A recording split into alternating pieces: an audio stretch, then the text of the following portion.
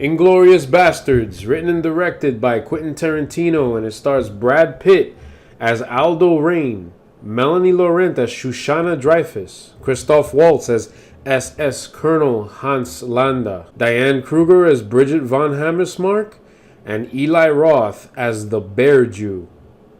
Now, this movie is classified as a war film, but there's a lot of plotting going on in this movie. This movie takes place in the Nazi Germany time, and Quentin Tarantino's own version of the outcome of what happens to the Nazis themselves. Now, the movie starts off with kind of a slow burn, nerve-wracking type of build-up for a first act, and it basically takes place with Christoph Waltz's character, Hans Landa, questioning a French family, a French farmer, basically, and asking them, of all the Jewish families that used to live in that area, there was one that wasn't accounted for. So either they made their way into another country or someone is successfully hiding them. So it turns out the entire time Hans Landa was there interviewing that farmer, they were under the floorboards hiding the Jewish family, which one of the members of that Jewish family was Shoshana Dreyfus, Melanie Laurent's character. After he finds out that they're there in order to spare his own family, a lot of bad things happen, but they happen fairly quickly. Now, Shoshana gets away, and the rest of the movie is just Brad Pitt's character, Aldo Rain, with his crew, showing what they do to the Nazis. What they do to the Nazis is basically just they kill them and scalp them, or if they leave anybody go free, what they do is they carve a swastika on their forehead. If they're gonna live the rest of their life as a Nazi, they want people to know that they are Nazis, not were. So that's just basically Aldo Rain's justification for doing that. Now, the movie is a little bit comedic, but it also has a serious tone to it as it goes through, especially when it comes to the Bear Jew, played by Eli Roth. He basically just comes out with a baseball bat and is glad to hit all the Germans in the head with it if they don't give them information that they need. Even though the word itself, Inglourious, is misspelled, that's just another way of Quentin Tarantino saying, hey, this is my way of telling this war. Everybody has their own way. History has its own way, whatever. I'll tell it my own way. And it becomes a very, very, very entertaining plot. And it puts a smile on your face because as everything goes through, you realize there's a lot more going on in the background.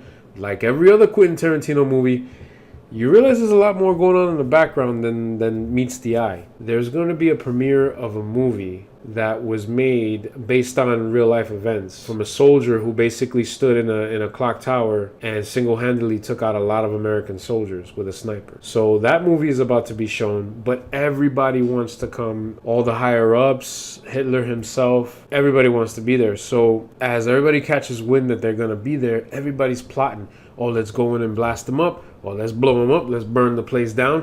Whatever plans they had, it seems like everyone's doing it separately, but don't let that fool you, because the sooner you get past the middle of the movie, it becomes clear that not only were these people plotting against Hitler and the Germans, but they were possibly doing it together, and there's another twist behind that too. So there's a twist behind the twist and possibly behind one more twist. So for Inglourious Basterds, fanboy grade, A+. I gave it an A+. Quentin Tarantino once again, and he made a historic type movie, war movie, plotting movie, whatever you want to call it.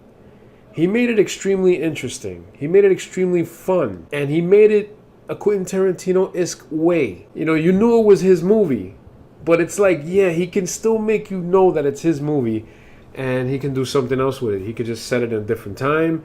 He could make a different circumstance, and it will still be golden. But that's just my fanboy side. Now here we go to the justice grade. I'm going to give it an A-. It's well formulated. It concentrates a lot on the characters, a little less on the action, which For some people, it might be a little issue. For some critics, it might be a little issue.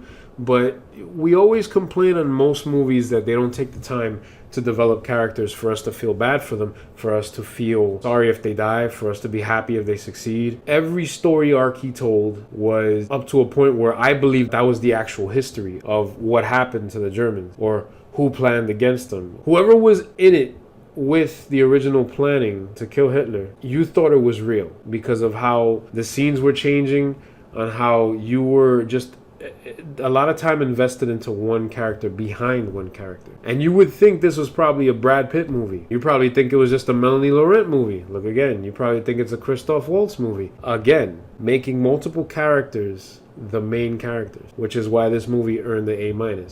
It's a great movie. Very good, action. It's very rewarding, especially every time you see an action scene. You would just be like, you look at your friend and be like, wow, I can't believe that just happened. Well, that's my review for Inglourious Basterds. Hope you guys liked it and hope to see you guys again for more. Until then, stay enthusiastic.